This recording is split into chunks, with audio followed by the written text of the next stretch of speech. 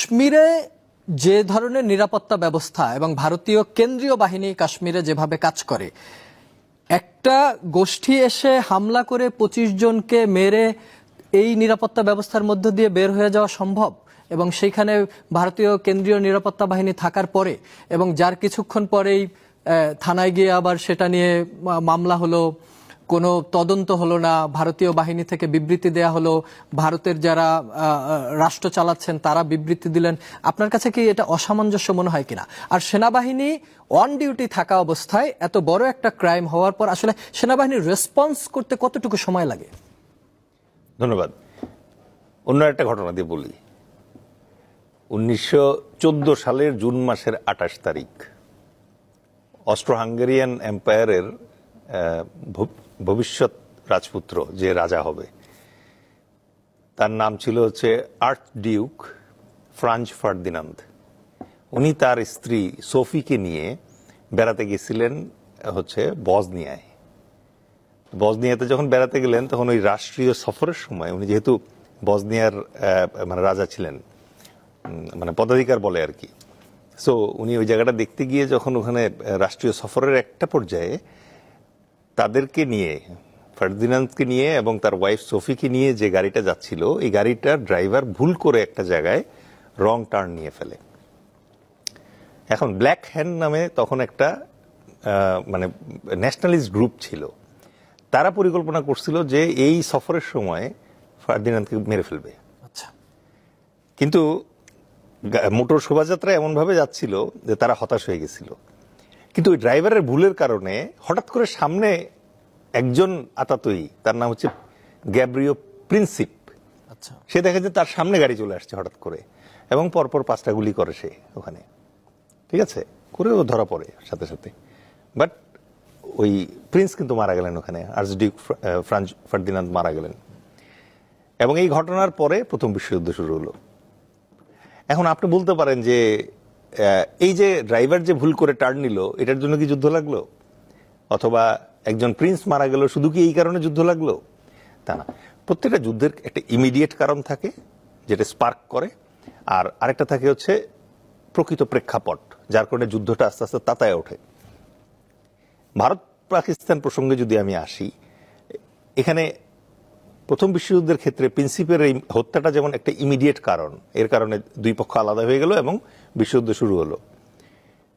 দ্বিতীয় বিশ্বযুদ্ধের ক্ষেত্রে কিন্তু ঘটনা অন্যরকম ছিল। দ্বিতীয় বিশ্বযুদ্ধের সময় হিটলার একটা পরিকল্পনা করলেন কি, অস্ট্রিয়ান একটা রেডিও স্টেশন, জার্মান একটা রেডিও স্টেশনে, ওই অস্ট্রিয়ার সাথে সীমান্ত বরাবর, ওই জায়গায় নিজেদের কিছু সৈনিকের শরীরে অস্ট্রিয়ান আর্মির ইউনিফর্ম পরালেন, পরিয়ে ওই রেডিও স্টেশনে হামলা করলেন। হামলা করার পরে রেডিওতে এসে বলল যে অস্ট্রিয়ার সাথে যুদ্ধ করা ছাড়া আমার আর কোনো উপায় নাই, কারণ ওরা আমার রেডিও স্টেশনে অ্যাটাক করছে। এটাকে সামরিক পরিভাষায় বলে ফলস ফ্ল্যাগ অপারেশন। আপনি যে জায়গায় হিন্ট করলেন এই ভারত পাকিস্তান প্রেক্ষাপটের ক্ষেত্রে, কনস্পিরেসি থিওরিস্ট যারা আছে তারা কিন্তু এই ব্যাপারটাতে বারবার হিন্ডার করছে। কেন হিন্ডার করছে? ভারত এবং পাকিস্তানের মাঝখানে যুদ্ধাবস্থার 8টি কারণ আমি অলরেডি বলেছি। এছাড়াও ইমিডিয়েটলি ভারতের জন্য কিছু প্রেক্ষাপট ছিল যেখানে তার একটা যুদ্ধ দরকার ছিল, ভারতের একটা যুদ্ধ দরকার ছিল। কেন দরকার ছিল? কারণ তারা ওয়াকফ আইন নিয়ে পুরা দেশে ব্যাপক সমালোচনায় পড়ে গেছে এবং পুরা বিশ্ব ভারতকে এই ব্যাপারে সমালোচনা করতে শুরু করেছে। This is point number 1। Point number 2, কানাডাতে নির্যাতন, হত্যা,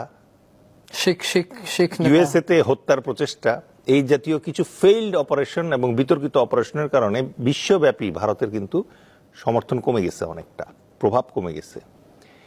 মালদ্বীপের মৈজু যে চপেটাঘাত করেছে, তারপরে তাদের জন্য কিন্তু মোদির জন্য স্পেশালি এটা লজ্জাস্কর একটা ব্যাপার হয়ে গেছে। এবং এইবার সে যে ক্ষমতায় এসেছে কোনো রকমের জোড়াতালি দিয়ে, তার ফলে তার জনপ্রিয়তা প্রায় তলানিতে। সেপ্টেম্বর মাসে তার আবার 75 বছর বয়স হয়ে যাবে। সো বিজেপির তার নিজের বানানো নিয়মে সে নিজে ফেসে গেছে। এখন 75-এ তাকে রিটায়ারমেন্টে যাইতে হবে। এখন মোদি যদি চলে যায়, গদি সামলাবে কে? এবং ভারত একটা রাষ্ট্র যার সাথে তার প্রতিবেশীর প্রত্যেকের সাথে এখন সম্পর্ক খারাপের জায়গায় চলে গেছে। এটা তো কংগ্রেসের আরেকটা বয়ান, যেখানে বাংলাদেশ, নেপাল, চীন, পাকিস্তান, রাইট, এখন 5ই আগস্টে এসে আমাদের মানে কুফারানি যেখানে যাচ্ছে কুফা লেগে যাচ্ছে। দেখেন দিল্লিতে গেছে, এখন যুদ্ধ লেগে গেছে ওই জায়গায়। ইভেন ফ্রেঞ্চ রাফাল কোম্পানিও এখন দুশ্চিন্তায় পড়ে গেছে যে কার কুফায় রাফাল বিমান পড়ে গেল, 5টা বিমান নাই হয়ে গেছে। ঠিক আছে, তো এই যে ওভারঅল পরিস্থিতি, তাতে মোদির গদি ঠেকানোর জন্য যুদ্ধের দরকার ছিল। এখন যুদ্ধ তো কুক করতে হবে। এখন পেহেলগামের অ্যাটাক যেটা আপনি বললেন, এই অ্যাটাকটা এখন অনেকেই সন্দেহের চোখে দেখছে। তার প্রেক্ষাপটটা সন্দেহজনক, নাম্বার 1। নাম্বার 2 যেটা প্রবলেম সেটা হচ্ছে যে অ্যাটাকটা হওয়ার সাথে সাথে সৌদি আরব থেকে সফর ক্যান্সেল করে মোদি দেশে চলে আসলো, অমিত শাহ চলে গেল হচ্ছে কাশ্মীরে, এবং একবার বলছে যে মুখে মাস্ক পরা ছিল, কিন্তু 2 ঘন্টার ভিতরে দেখা গেল যে মাস্কবিহীন সুন্দর হাতে আঁকানো ছবি চলে আসছে মিডিয়াতে। কখন মাস্ক সরাইলো, এটা নিয়ে লোকজন প্রশ্ন করছে। কাশ্মীর তো অনকাইন্ড অফ ক্যান্টনমেন্টের মতো, তো ক্যান্টনমেন্টের ভিতরে একটা ঘটনা, এরপরে আরেকটা কফিনের উপরে মানে পেরেক ঠোকা হয়েছে হচ্ছে যে ভারতীয় মূল মেইন স্ট্রিম মিডিয়া এবং গণমাধ্যম একটা দম্পতির ছবি দিল যেখানে হাজবেন্ডটা শুয়ে আছে মৃতদেহ, পাশে তার ওয়াইফ বসে আছে কান্না করছে, এরকম একটা ইয়ে দিল। তার ঘন্টাখানেক পরে ওই দম্পতি অনলাইন আসলো, এসে বললো আমরা তো মরি নাই, আমরা তো বেঁচে আছি। ওটা তো আমাদের গতবারের ভিজিটের ছবি, মানে ফেসবুক থেকে নিয়ে চালায় দিছে। এই যে অবিশ্বাসগুলো ডেভেলপ করা শুরু করলো, এই কারণেই পাকিস্তান বলছে যে পেহেলগাম ঘটনার আগে তদন্ত হোক, একটা নিরপেক্ষ তদন্ত হোক, হলে পরে দেখা যাক যে এটার পেছনে কারা দায়ী এবং সেটার কারণে কি আসলে এইভাবে সার্জিক্যাল স্ট্রাইকে যাওয়া দরকার ছিল কিনা। এখন আপনি যেটা জিজ্ঞেস করলেন যে ক্যান্টনমেন্ট ওই জায়গাটায় সামরিক উপস্থিতি ছিল, কিন্তু পেহেলগামে অবশ্য সামরিক উপস্থিতি ছিল না। এখন সবার মনে প্রশ্ন আসতেছে যে ওইখানে যদি 27 জন টুরিস্ট মারা গিয়ে থাকে, তাহলে তো টুরিস্ট আরো বেশি ছিল। তাহলে এতগুলো টুরিস্ট ওই জায়গায় যদি মানে যাওয়ার কথা থেকে থাকে, আমাদের দেশেও তো পার্বত্য চট্টগ্রামের মতো এরিয়া আছে, ওখানেও কিন্তু শান্তি বাহিনীর উপদ্রব একসময় ছিল।